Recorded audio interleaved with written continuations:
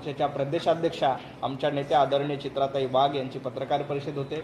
सर्व पत्रकार मित्रांचे या पत्रकार परिषदेमध्ये मनापासून स्वागत करतो आणि आदरणीय चित्राताईंना विनंती करतो की या पत्रकार परिषदेला संबोधित करावं। नमस्कार पत्रकार बांधवांनो, खरं तर उद्या महाविकास आघाडीच्या माध्यमातून बदलापूरला झालेल्या घटनेच्या निषेधार्थ महाराष्ट्र बंदची हाक त्या ठिकाणी त्यांनी दिलेली आहे।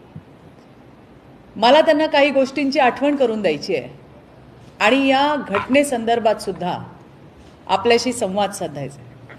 खरं तर राज्यात कुठलीही म्हणजे कुठे पण एकही घटना जर अशी घडली तर ती जी घटना आहे ती संपूर्ण राज्यासाठी लज्जास्पद आहे।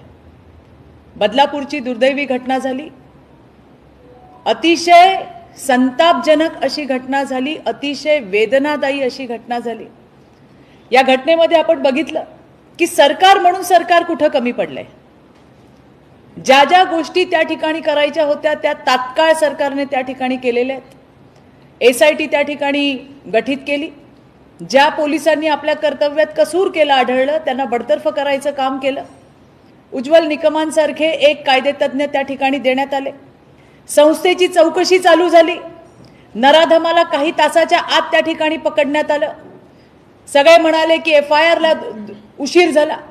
या संदर्भात सुद्धा पोलिसांशी चर्चा केली आणि तिकडे गेल्यावर कळालं की ज्या वेळेला त्या चिमुकलीला तिची आई घेऊन आली पोलीस स्टेशनला त्यानंतर पहिल्यांदा मेडिकल प्रोसेसला पाठवलं। मेडिकल प्रोसेसला 3 ते 4 तास हे सामान्य घटनांमध्ये सुद्धा लागतात आणि त्याच्यानंतर एवढ्याशा लहान जीवाला जिला अजून आपल्या शरीराची पण ओळख नाही त्या मुलीकडून सांगून घेणं किंवा तिला विचारणे प्रश्न की तुझ्यासोबत काय झालं हे पोलिसांसाठी सुद्धा मोठं टास्क होतं आणि त्यामुळे त्या ठिकाणी उशीर लागला असं पोलिसांचं त्या ठिकाणी म्हणणं होतं। संस्था म्हणाले भाजपाची संस्था आहे। सगळ्यांनी याच्यावरती तोंडसुख घेतलं। उद्धव ठाकरे बोलले, नाना पटोले बोलले, तुतारीवाले बोलले, काय म्हणले की संस्था भाजपची आहे म्हणून पाठीशी घालतात। अरे संस्थेची चौकशी चालू केली आणि पहिल्या दिवसापासून आम्ही सांगतोय की ही संस्था 1965 पासून त्या बदलापूरमध्ये कार्यरत आहे। त्यामध्ये सगळ्या पक्षाची लोक ही त्या शाळेच्या जी ट्रस्टी आहेत त्या मॅनेजमेंटच्या बॉडीमध्ये आहेत। मी तुम्हाला काही नावं वाचून दाखवते। उदय कोतवाल आहेत जे RSSशी संबंधित आहेत। जनार्दन घोरपडे आहेत जे अनेक वर्ष हे अध्यक्ष होते, सध्या उपाध्यक्ष आहेत, ते शिवसेनेचे आहेत। विवेक मुळे हे शिक्षक सदस्य आहेत। श्रीराम सेटे हे RSSचे आहेत। मनोहर आंबवणे हे ठाणे जिल्हा प्रमुख होते शिवसेनेचे बरेच वर्ष आणि आता उबाठाचे नेते आहेत। नंदकिशोर पातकर भाजपा, संजय गायकवाड शिवसेना, हरिश्चंद्र भोईर उबाठा, अशोक घोरपडे उबाठा। परंतु कुठल्याही पद्धतीमध्ये आपल्याला त्या ठिकाणी सरकारला बदनाम करायचं आणि महाराष्ट्राला बदनाम करायचं याच्यासाठी वेगळे वेगळे त्या ठिकाणी ॲलिगेशन केले गेले। त्यासाठी ही सगळी माहिती मी आपल्याला दिली आहे की याच्यामध्ये फक्त भाजप आणि RSSची लोक नाहीत तर संपूर्ण त्या ठिकाणी वेगळ्या वेगळ्या पक्षातली लोक सुद्धा त्या शाळेच्या त्या संस्थेच्या बॉडीवरती काम करतात। आता गंमत म्हणजे की या सगळ्या गोष्टी झाल्या। मी स्वतः त्या ठिकाणी गेले आणि त्या ठिकाणी गेल्यानंतर बदलापूरकरांशी माझं बोलणं झालं आणि बदलापूरकरांनी सांगितलं की 10 वाजेपर्यंत आम्ही आंदोलनात सहभागी होतो आणि नंतर आम्हाला माहित नाही कुठून गर्दी आली, सगळी लोक आली आणि सगळ्यात विशेष म्हणजे त्यांच्या हातात फ्लॅक्स होते आणि त्याच्यामध्ये लिहिलेलं होतं की लाडकी बहीण योजना रद्द करा आणि त्या ठिकाणी होतं लाडकी बहीण नको, बेटी बचाओ बेटी पढाओ नको। ही आंदोलनातल्या आंदोलकांची मागणी होती। मग बदलापूरच्या लेकीला न्याय मिळावा म्हणून आपण सगळे आलो होतो की लाडकी बहीण योजना रद्द करा हे सांगायला त्या ठिकाणी आलो होतो। मला वाईट वाटलं फार या गोष्टीचं की इतकी संवेदनशील गोष्ट परंतु त्याच्यामध्ये सुद्धा या विरोधकांनी आपापल्या राजकीय पोळ्या भाजायचं पाप त्या ठिकाणी केलंय असं म्हटलं तर ते चुकीचं ठरणार नाही। उज्ज्वल निकमांवरती त्या ठिकाणी आक्षेप घेतला गेला। अरे कपिल सिब्बल कोण आहेत? एक राज्यसभेचे काँग्रेसचे सांसद कपिल सिब्बल तुम्हाला चालतात, उज्ज्वल निकम का नको? उज्ज्वल निकमांना आमची केस लढायला द्या, हे तुम्ही जाऊन बघा. जे जे विक्टिम आहेत त्यांच्या घरी त्यांचा आग्रह असतो की आमची केस कोणाला लढायला द्या, तर प्लीज तुम्ही उज्ज्वल निकम यांना सरकारी वकील म्हणून त्या ठिकाणी करा. एवढी त्यांची त्याला आपण काय म्हणू की त्यांची एक एवढी एक योग्यता किंवा त्यांच्यावरचा विश्वास आहे लोकांवरती. उज्ज्वल निकमांनी आजपर्यंत एकाही गुन्हेगाराचं वकीलपत्र घेतलेलं नाही. कुठल्याही गुन्हेगाराविरुद्ध ते गुन्हेगाराच्या विरुद्ध लढतात. आजपर्यंत एकाही गुन्हेगाराचं वकीलपत्र उज्ज्वल निकमांनी घेतलं नाही. आणि मला हेही सांगायचं आहे की उद्धव ठाकरे आणि काँग्रेसच्या काळात सुद्धा त्यांना नियुक्ती झाली आहे. अहो, उद्धव ठाकरेंच्या जुन्या क्लिप बघा, काँग्रेसच्या नेत्यांच्या जुन्या क्लिप बघा, काय म्हणतात ते? केस फास्ट ट्रॅकवर चालवू, उज्ज्वल निकम केस बघतील. त्यावेळेला उज्ज्वल निकम यांची विश्वासार्हता होती, आज नाही. कोपर्डीची घटना आहे, खैरलांची आहे, कोल्हापूरचं बाल हत्याकांड आहे, शक्ती मिल सारखी आहे, त्याच्यामध्ये कठोरात कठोर शिक्षा द्यायचं काम जर कुणी केलं असेल तर ते उज्ज्वल निकमांनी केलंय. तो डेव्हिड हेडली त्यांच्यामुळे तर पाकिस्तानचं कंबरड मोडलं, हे आपण कसं विसरू शकतो? आणि सगळ्यात महत्वाचं, उद्धव ठाकरेंचे सटर फटर इकडे तिकडे जाऊन जे बोलतात, थोडीशी माहिती घेतली पाहिजे की चार्जशीट फाईल झाल्यानंतर सरकारी वकिलांची भूमिका चालू होते. एव्हिडन्स गोळा करायचं काम सरकारी वकिलांचं नाही, पोलिसांचं आहे. मग उज्ज्वल निकमांविषयी इतकी भीती कशाला? कशासाठी हवी भीती? ज्या माणसाचं ज्या वेळेला तुमचं राज्य होतं त्यावेळेला उज्ज्वल निकम चांगले होते आणि आज तुम्हाला उज्ज्वल निकम नको. तुम्हाला कपिल सिब्बल चालतात, जे काँग्रेसचे एमपी आहेत ते लढलेले चालतात, पण तुम्हाला उज्ज्वल निकम चालत नाही. अशी दुटप्पी भूमिका तुम्हाला त्या ठिकाणी घेता येणार नाही. शक्ती कायद्याचा उहापोह झाला, कायदा का नाही आणला? मला सांगायचंय, कायदा करायची एक प्रोसेस असते आणि त्यामुळे ज्या सूचना, जो मसुदा त्या ठिकाणी महामहिम राष्ट्रपतींना पाठवण्यात आला, त्याच्यामध्ये काही सुधारणा करायची त्यांनी आपल्याला सांगितलं आणि त्या सुधारणा करून त्या ठिकाणी गेलेल्या आहेत. मला हेही सांगायचंय की गेल्या 70 वर्षामध्ये इंग्रजांनी आणलेलेच कायदे पुढे पुढे करून करत होतो. दंड संहिता होती, मोदीजींनी त्या ठिकाणी न्याय संहिता आणली आणि त्याच्यामध्ये सुद्धा अतिशय स्ट्रिक्ट असे प्रोव्हिजन केलेले. ही झाली बदलापूरच्या घटनेची पार्श्वभूमी. याच्यामध्ये त्या हरामखोर आरोपीला अटक तर झालेली आहे आणि फाशीची शिक्षा नक्की होणार. आम्ही सगळेजण त्याच्यासाठी लढतोय. आता हे एका ठिकाणी चाललं असताना नाना पटोले, काँग्रेसचा नेता, काय म्हणतात? ते म्हणतात आंदोलनाची धग पेटलीच पाहिजे.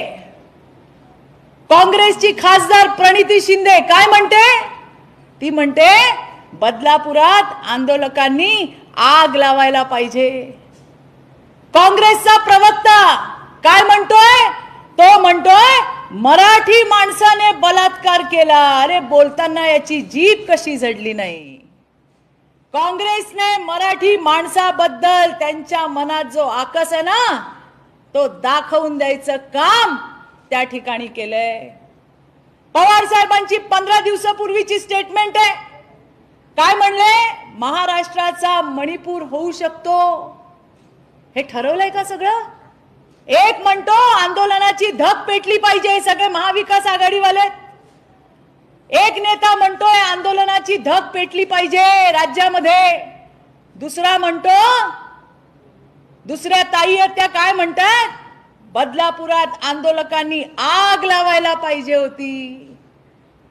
देशाचे मोठे नेते, राज्याचे मोठे नेते पवार साहेब म्हणतात महाराष्ट्राचा मणिपूर होऊ शकतो आणि काँग्रेसचा प्रवक्ता म्हणतो की बलात्कार हा मराठी माणसाने केला. हे सगळं कसलं द्योतक आहे? आणि बारामतीच्या मोठ्या ताई, मला तर काय बोलावं कळत नाही हो. अहो, माझी सुरक्षा काढून घ्या, पण त्या मुलींना द्या, त्या महिलांना द्या. ओ ताई, महिला आणि मुलींच्या सुरक्षेसाठी असलेल्या निर्भयाच्या गाड्या विसरल्या का तुम्ही? तुमचं सरकार होतं महाविकास आघाडीचं, तेव्हा या बारामतीच्या मोठ्या ताई महिला मुलींच्या सुरक्षेसाठी असलेल्या निर्भया गाड्या स्वतःच्या सुरक्षेच्या ताफ्यामध्ये घेऊन चालल्या होत्या. तेव्हा का नाही म्हणल्या की माझी सुरक्षा काढून घ्या? अशा पद्धतीने दुटप्पी भूमिका यांना घेता येणार नाही. यांना काही गोष्टींची आठवण करून द्यायची आहे. फेब्रुवारी 2020 महाराष्ट्र आणि देश कधी विसरणार नाही अशा घटना घडल्या. एकट्या फेब्रुवारी 2020 मध्ये हाडाकाडाच्या जिवंत बायकांना जाणाऱ्या 8 घटना घडल्या. 8. सगळ्यात महत्वाची हिंगणघाटची घटना. अहो त्या हिंगणघाटच्या ताईला, हाडा मसाच्या जिवंत बाईला एका माथे फिरूनी अख्खी उभी पेटवून दिली. रस्त्यात फिरत होती ती, मृत्यूशी लढत होती ती. त्या ऑरेंज हॉस्पिटलला पैसे दिले म्हणून खोटं सांगितलं या महाविकास आघाडीवाल्यांनी. आजही पुरावे आहेत. आमचे आमदार, भाजपचे आमदार समीर कुणावार हे त्या ऑरेंज हॉस्पिटलला गेले. पैशांची काळजी करू नका आणि मुलीचा उपचार सुरू करा असं त्यांनी म्हटलं. आणि त्या ठिकाणी आणि सरकार म्हणालं आम्ही पैसे पाठवले. हॉस्पिटल म्हणतंय पैसेच आले नाहीत. त्या आमच्या निर्भयाची झुंज अपयशी ठरली. ती मृत्युमुखी पडली. अख्खा देश, अख्खा महाराष्ट्र रस्त्यावरती आला होता. त्यावेळेला मुलीचा दाह संस्कार कोणी करायला तयार नव्हतं.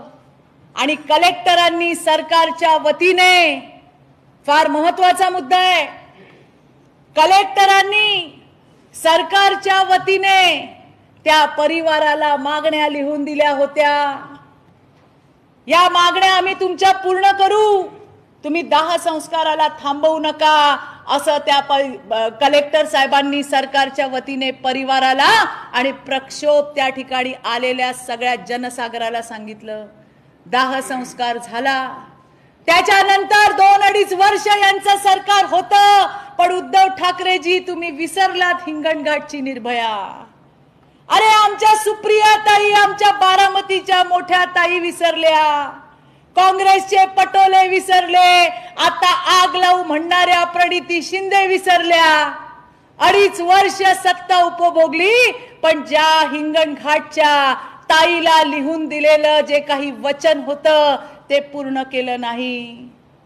मला सांगायचंय तुम्हाला, महायुतीचं सरकार आल्यानंतर राज्याचे गृहमंत्री आणि उपमुख्यमंत्री देवेंद्रजी फडणवीस यांनी पहिलं काही काम केलं असेल ना तर त्या परिवाराला बोलवून घेतलं आणि उद्धव ठाकरेंच्या, पवार साहेबांच्या, पटोलेंच्या महाविकास आघाडी सरकारने दिलेल्या मागण्या या महायुतीच्या सरकारने, देवेंद्रजी फडणवीसांनी त्या ठिकाणी पूर्ण केल्या. लाज वाटली पाहिजे तुम्हाला. अशा 8 घटना झाल्या फेब्रुवारी मध्ये. लासलगाव मध्ये एका बाईला जिवंत जाळलं, संभाजीनगरला जाळलं. अरे कोरोना काळामध्ये हे तर तोंडाला मास्क लावून घरात बसून फेसबुक लाईव्ह करत होते उद्धव ठाकरे. आणि त्यावेळेला कोरोना काळामध्ये ज्या महिला क्वारंटाईन झाल्या होत्या त्या क्वारंटाईन सेंटर मध्ये 2 बलात्कार झाले, 12 विनयभंग झाले.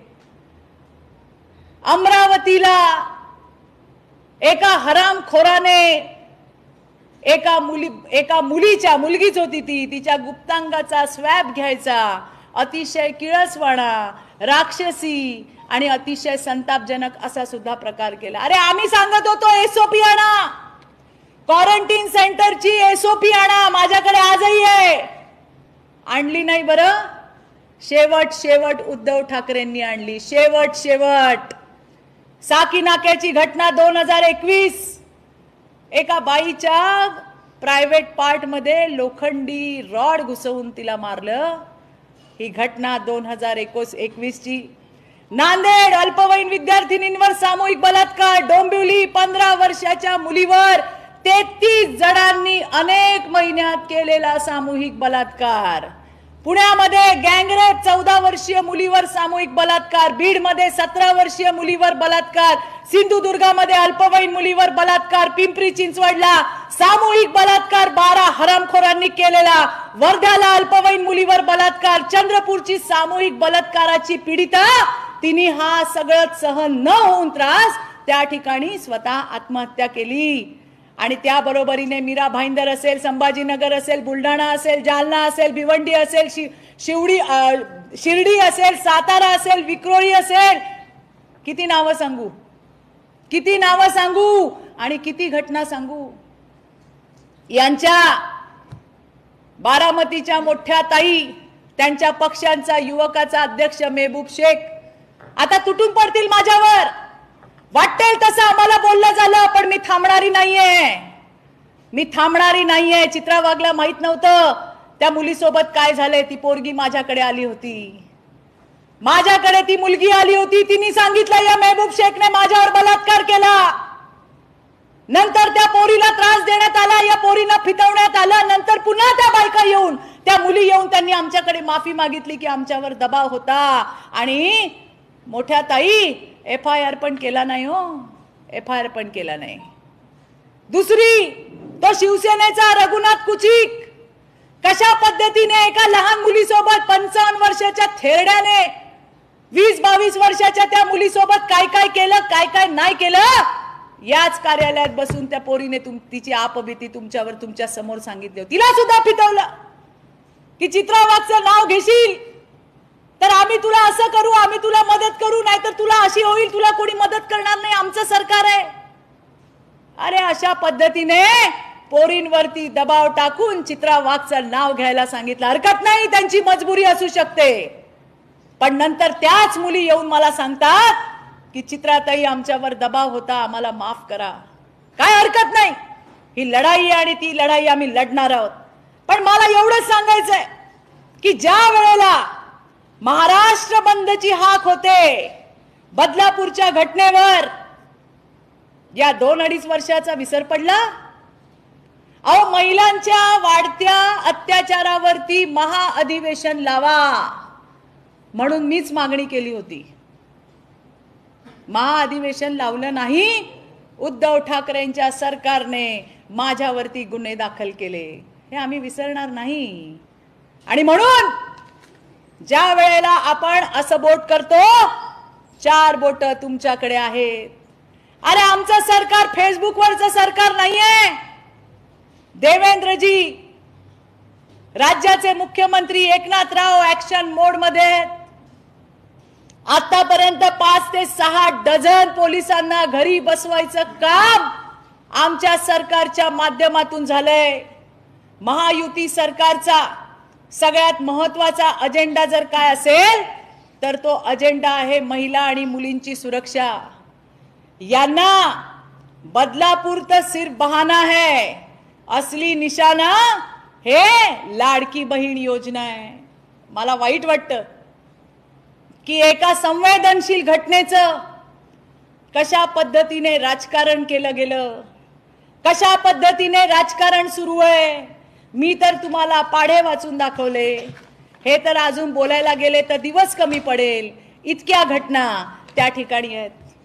आणि आज उद्धव ठाकरेजी, काँग्रेसवाले म्हणतात मराठी माणसाने बलात्कार केला. काय म्हणणं आहे तुमचं याच्यावरती, हे जरा तुम्ही आम्हाला सांगा. असं म्हणताना काँग्रेसला काहीच वाटलं नाही आणि तुम्ही त्यांच्या मांडीला मांडी लावून बसताय. मराठी माणसाची अस्मिता, मराठी माणसाबद्दलचं प्रेम, याच्याबद्दलचा उलगडा सुद्धा त्या ठिकाणी उद्धवजी ठाकरे तसेच तुतारीवाल्यांनी केला पाहिजे, असं मला या ठिकाणी आवर्जून सांगायचंय. आणि म्हणून 24 तारखेचा उद्याचा महाराष्ट्र बंद असताना आपल्या कार्यकाळामध्ये वाकून बघण्याची नितांत गरज आहे, त्याची आठवण करून देण्यासाठीच आजची ही प्रेस है। बहुत सारे बाहर से लोग आए हैं महाराष्ट्र में और वो बात करेंगे बदलापुर की घटना की, तो अभी उनको तो मराठी आती नहीं है। तो मुझे विनती है, जिनको जिनको मराठी आती है, उन्होंने जो जो मैंने केसेस बताई है कि आपके कार्यकाल में इस महाराष्ट्र में क्या क्या हुआ, उनको जरा ब्रीफ कीजिए, नहीं तो हमारे पास भेज दीजिए, हम बहुत अच्छी तरह से समझा देंगे। धन्यवाद।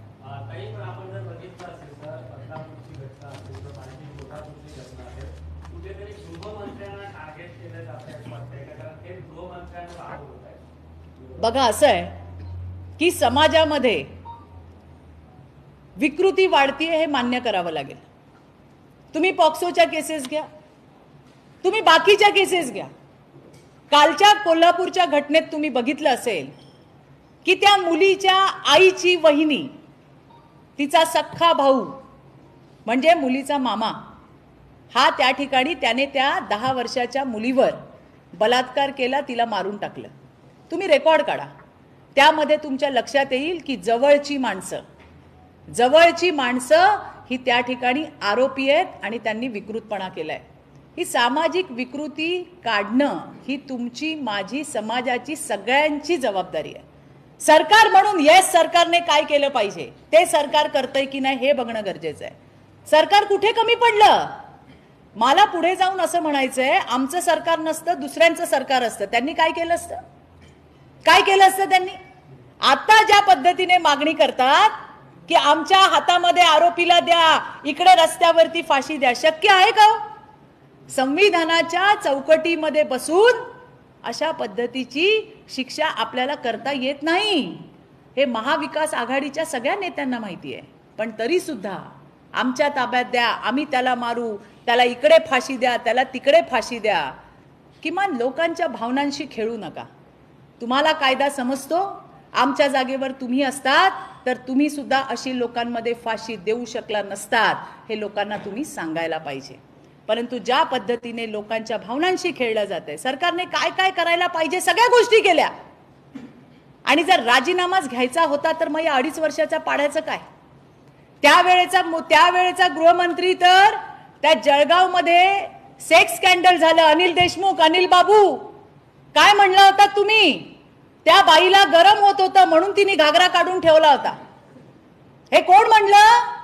महाराष्ट्र राज्याचा गृहमंत्री। काय म्हणलं? सेक्स स्कॅन्डल झालं म्हणे, नाही तिला गरम झालं म्हणून घागरा काढून ठेवला।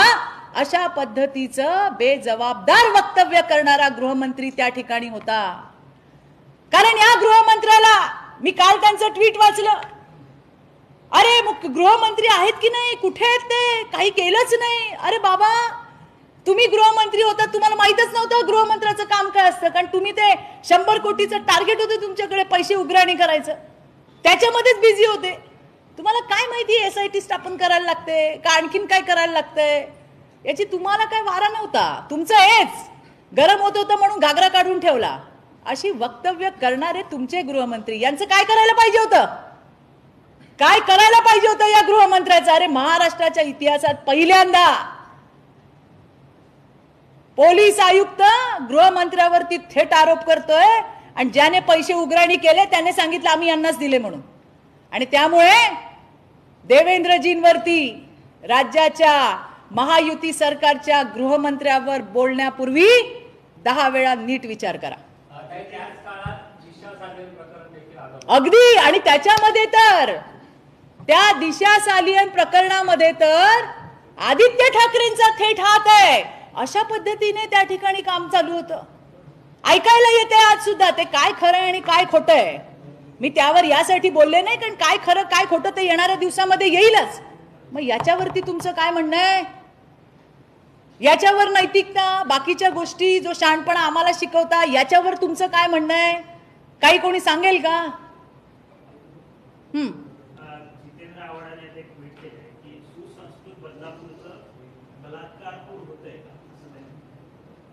बघा, असं आहे, हे हाडाड करणारे आहेत ना, यांना हे बोलायचं काही अधिकार नाही हो। त्यांच्यावर विनयभंगाचे गुन्हे दाखल आहेत। तो आनंद करमुसे आम्ही विसरलो नाही अजून, बंगल्यावर नेऊन मारणारे हे लोक. आणि आता जे तोंडामध्ये अगदी काय म्हणतात सात्विकतेचा चमचा घेऊन बोलतायत ना, तुमचं खरं रूप काय आहे हे जनतेला माहिती आहे. कशा पद्धतीने महिलांना बदनाम करणं, कशा पद्धतीने त्या महिलांचा विनयभंग करणं, हे सगळं राज्याने बघितलंय. त्यामुळे या सात्विकतेचा चमचा घेऊन जे बोलायचं काम करतायत ना, ही नाटकं बंद करा.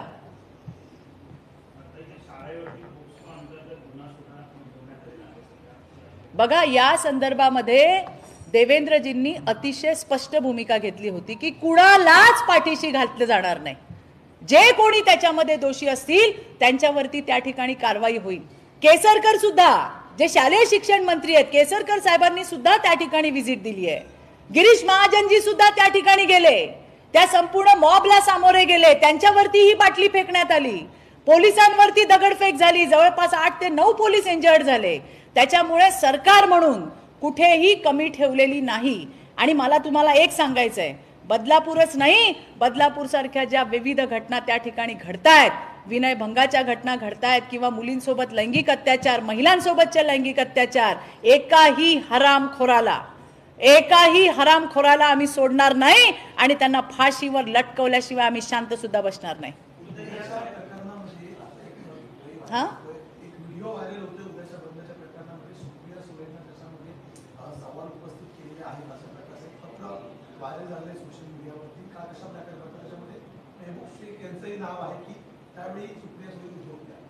हो बरोबर आहे, कारण ते राज्यातल्या मुलींनी दिलेलं पत्र आहे. राज्यातल्या मुलींनी बारामतीच्या मोठ्या ताईला लिहिलेलं पत्र आहे की त्यांचे कसे, काय म्हणतो आपण त्याला, ड्युअल पर्सनॅलिटी. तुम्ही जर तो व्हिडिओ नीट बघितला तर तुमच्या लक्षात येईल की या बारामतीच्या मोठ्या ताईची ड्युअल पर्सनॅलिटी कशी आहे ती त्या पत्रामध्ये, त्या व्हिडिओमध्ये मांडण्यात आली आहे. आणि ते मी बघितलंय की एका ठिकाणी महिलांचा कशा पद्धतीने कळवळा आहे, एका ठिकाणी अरे माझी सुरक्षा काढून घ्या, या महिलांना द्या, पीडितांना द्या, आणि याच महिलांच्या सुरक्षेसाठी असणाऱ्या गाड्या घेऊन या ताई त्या ठिकाणी स्वतःच्या सुरक्षेसाठी फिरत होत्या. ज्यांच्या बरोबर डान्स करतायत ते संजय राऊत सर्वज्ञानी, आणि त्यांनीच कशा कशा बायकांना लाखोल्या वाहिल्या, त्याचा व्हिडिओ पण त्याच्यामध्ये आहे. तो मेहबूब शेख, तो मला काही म्हणू दे, पण ती पोरगी आली होती माझ्याकडे हे सत्य नाकारता येत नाही. तिने माझ्याकडे तिची कैफियत मांडली होती हे सत्य नाकारता येत नाही. तिच्यावर दबाव आणला गेला हे सत्य नाकारता येत नाही. आणि त्याच्यासाठी सुद्धा कायद्याची जी लढाई आहे ती सुद्धा माझी त्या ठिकाणी चालू आहे. त्याच्यामुळे आम्ही हार मारणारे नाही आहोत. तुम्हाला वाटलं आम्हाला घाण्यातल्या घाणीत शिव्या दिल्या, आम्हाला वाईटातल्या वाईट बोललं, चित्रा वाघला खूप वाईट बोललं, तर आता ही आमच्याबद्दल बोलायची थांबेल, तर या भ्रमामध्ये कृपया कोणी राहू नये. आमची कमिटमेंट त्या 50% मातृशक्तीशी आहे ज्यांच्यासाठी आम्ही काम करतो. आणि त्यांच्यामुळे यांच्यासारख्या 1000 लोकांना तंगड्याला बांधून चित्रा वाघ रोज फिरत असते.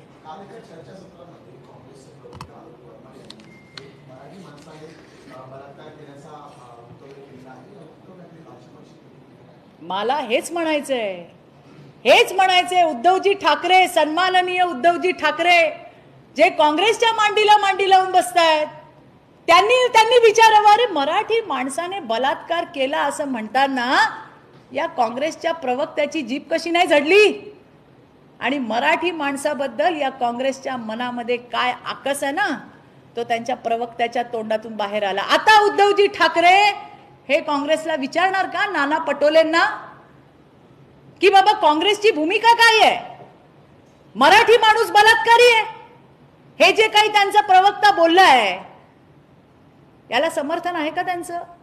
याचं उत्तर आता उद्धव ठाकरेंनी नाना पटोलेंकडून घ्यावं.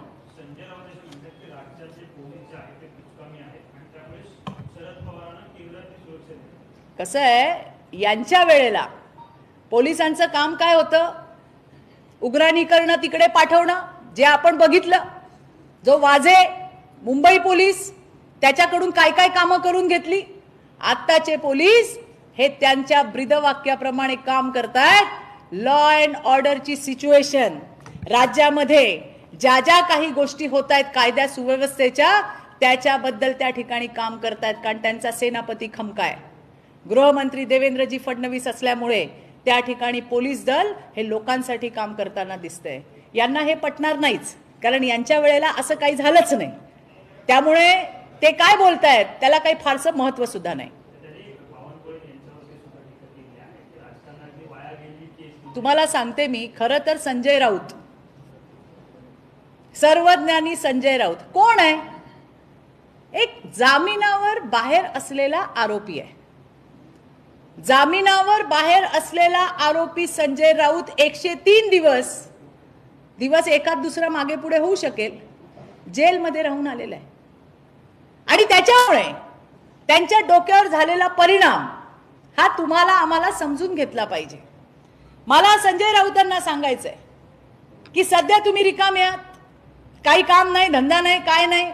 त्या उद्धवजींना बिचाऱ्यांना काय तो चेहरा पण काय प्रसिद्ध करत नाही. बाबा हे आमचा मुख्यमंत्र्याचा फेस आहे म्हणून तुम्ही सगळीकडे जाऊन तुमच्या तोंडाला फेस आला लोकांना सांगता सांगता पवार साहेबांना आणि काँग्रेसवाल्यांना की अरे मुख्यमंत्रीचा चेहरा प्रसिद्ध करा, मुख्यमंत्रीचा चेहरा करा. त्याच्यामुळे तुम्ही आहात रिकामे. माझा सल्ला आहे तुम्हाला, तुम्ही स्वतः जा बावनकुळे साहेबांचे कान साफ करायला. त्याच्याने काय होईल, ते तुमचे कानही नीट टोचतील आणि मी तर जातीवंतच होणार आहे. आमच्याकडे असं म्हणतात की कान टोचले का अक्कल जागेवर येते. त्याच्यामुळे इकडे तिकडे कुठे भरकटलेली अक्कल असेल ती सुद्धा जागेवरती येईल. तर त्यांनी स्वतः तिकडे जावं बावनकुळे साहेबांच्या इथे, त्यांचा कान साफ करावा आणि त्यांच्याकडून कान टोचून घ्यावे.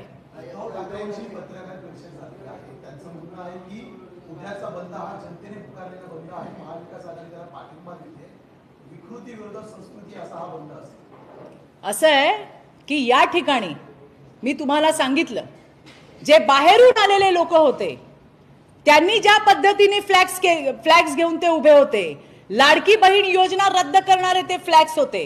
हा संपूर्ण आणि ज्या पद्धतीने यांचे नेते त्या ठिकाणी एक एक स्टेटमेंट देत आहेत, ज्यामध्ये बदलापूरमध्ये आंदोलकांनी आग लावायला पाहिजे होती, पटोले म्हणतायत आंदोलनाची धग पेटलीच पाहिजे, पवार साहेब म्हणतायत महाराष्ट्राचा मणिपूर होऊ शकतो. हे सगळं काही महाविकास आघाडीने आयोजित आणि नियोजित केलेला बंद आहे.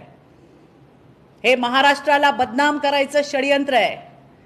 हे महायुतीच्या सरकारला बदनाम करायचं षडयंत्र आहे आणि हे बदलापूरला बदनाम करण्याचं षडयंत्र आहे.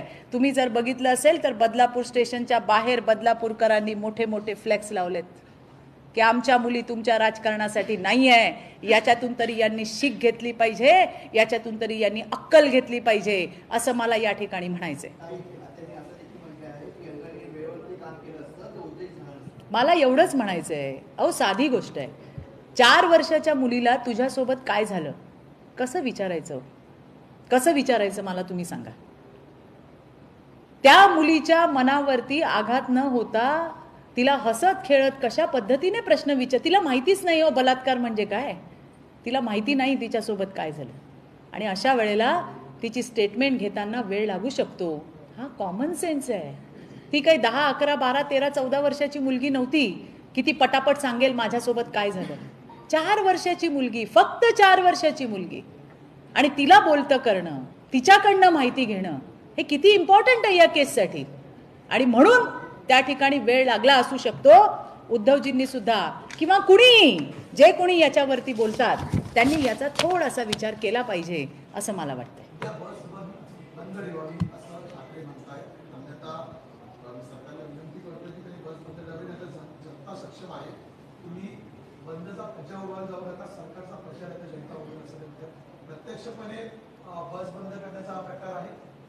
यांना कुठल्याही पद्धतीमध्ये ज्या पद्धतीचे यांची वक्तव्य आहेत, ज्या पद्धतीचे यांचे स्टेटमेंट्स आहेत, याच्यावरनं मुंबईमध्ये महाराष्ट्रामध्ये कुठेतरी दहशत निर्माण करणे, मुंबई आणि महाराष्ट्राला अशांत करणे, या पद्धतीचं षडयंत्र हे महाविकास आघाडीकडनं त्या ठिकाणी केलं जातंय. मला राज्यातल्या सगळ्यांना आवाहन करायचंय की आपण त्या ठिकाणी ज्या मुलीसोबत हीच घटना नाही, इतरही घटना, ज्या काही घटना झाल्यात त्या हरामखोरांना आपण सोडणार नाही आहोत. त्यांना निश्चितपणे फाशीची शिक्षा होणार आहे. याच्या पुढेही अशा घटना होऊ नये याच्यासाठी तुम्ही आम्ही आपण सगळेजण मिळून काम करणार आहोत. पण अशा पद्धतीने महाराष्ट्राला धारेवर धरायचा जे प्रयत्न करतायत त्यांचे मनसुबे कधीही तुम्ही पूर्ण होऊ देऊ नका. हे सुद्धा मला सगळ्या महाराष्ट्रातल्या जनतेला या ठिकाणी सांगायचंय.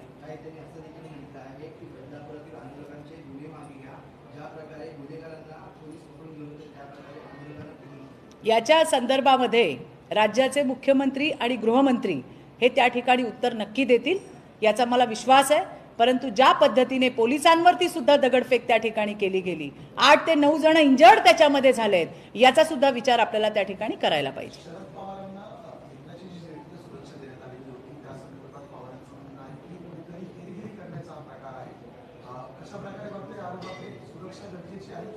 नाही, सुरक्षा तर गरजेची आहे. काहीतरी इनपुट्स आल्याशिवाय अशा सुरक्षा पुरवण्यात येत नाही जितकं मला कळते, कारण मी तर फार लहान कार्यकर्ता आहे.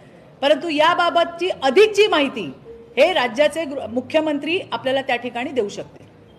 थँक्यू.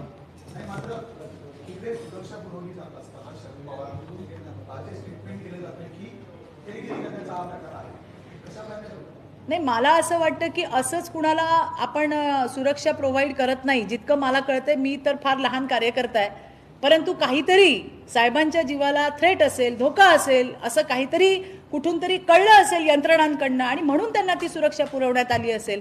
त्यांच्या जीवाची, त्यांच्या जानमालची काळजी घ्यायचं काम सरकार करतंय असं मला तर वाटतंय.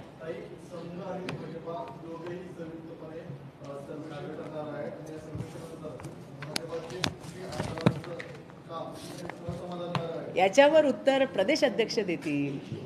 प्रदेश अध्यक्ष देतील याच्यावर उत्तर की कुणाला तिकीट, कसं सर्वे, काय, हे सगळे त्यांच्या अखत्यारीतले विषय आहेत.